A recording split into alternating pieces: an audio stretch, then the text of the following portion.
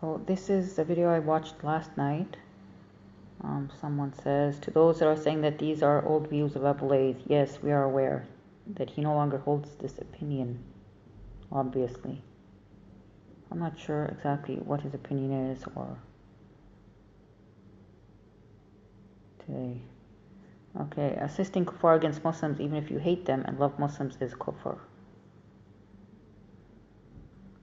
Okay, so Zulgafar says that. Zulgafar, yes brother, but the conditions also include for Abu Layth to get corrected. If he then persists, that would be kufr, but not for us to judge, but the Qadi. Okay. Someone hashtag pray for Abu Layth.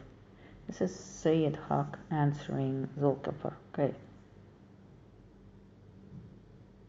But I was talking about the colonial remnant puppets in the Muslim world who ally with the kuffar against Muslims and rule by other than what Allah has sent. Okay. So I didn't like Sayyid Haq's answer to him.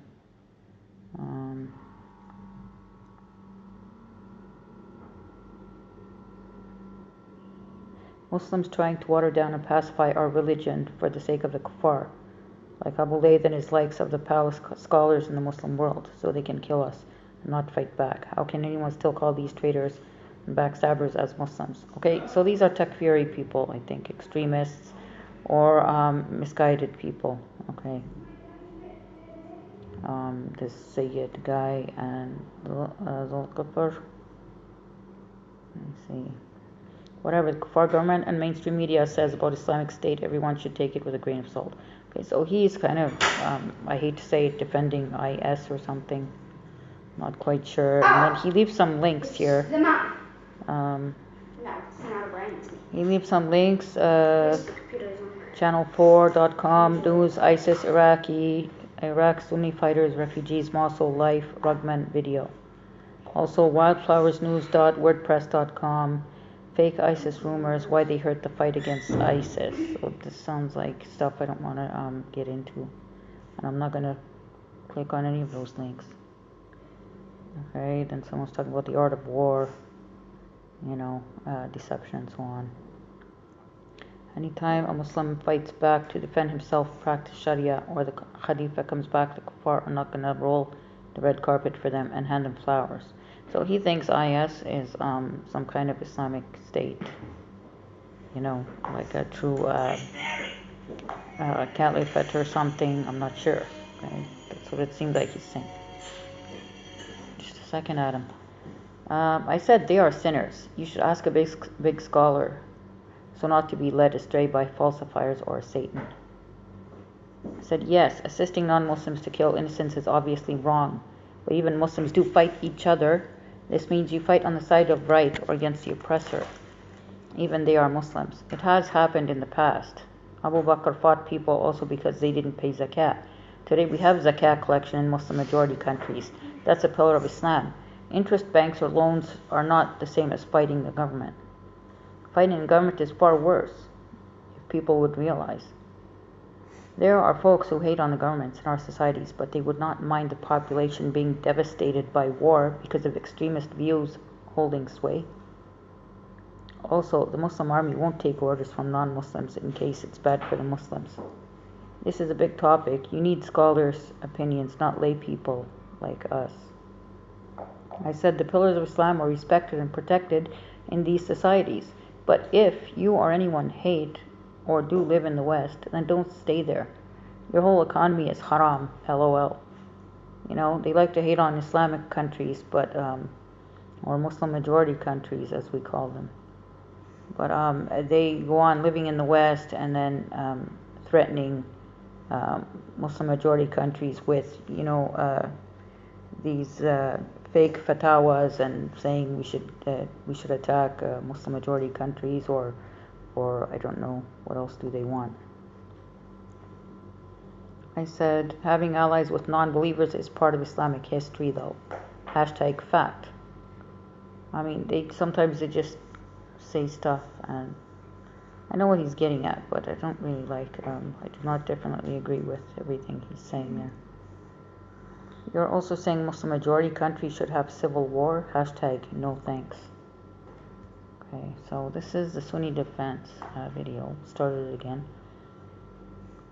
He says more to come, inshallah. That's Sunni defense.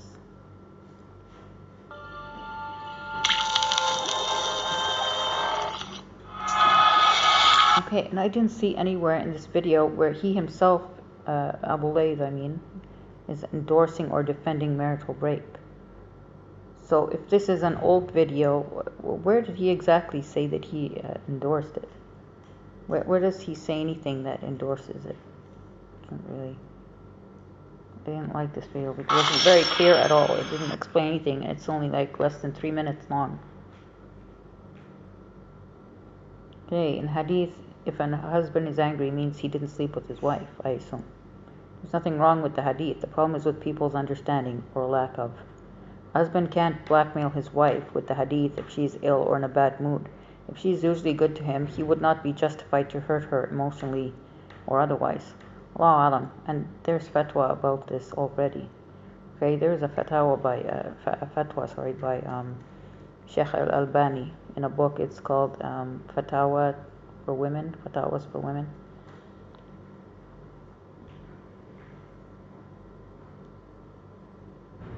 Okay, then I have another example here. The reality is both parties can refuse to be kind to each other. If it happens all the time, they should get divorced or put up with each other. A Sahabi once told the Prophet ﷺ that his wife doesn't refuse any hand. It meant she lends or gives his property away. So the Prophet ﷺ told him to divorce her. He answered that he could not live without her. Then the Prophet ﷺ answered, then keep her and put up with her. Maybe people will say this was rhetoric too, if they didn't understand the meaning of the words, she doesn't refuse anybody. Okay, or whatever it was in the original Arabic. I don't think there's any rhetoric there, but people don't understand the hadiths. On the other hand, there's Arabic expressions, maybe like, may my father and mother be sacrificed for you, which even Muhammad ﷺ said sometimes, and his parents had both already been dead many decades. So there is difference between what we take literally and what obviously is not to be taken literally. But I don't think there's this kind of rhetoric that Abu Layth is talking about, where everything that he doesn't believe, he calls rhetoric. I don't know how this hadith about a woman being cursed by the angels if she doesn't go to her husband.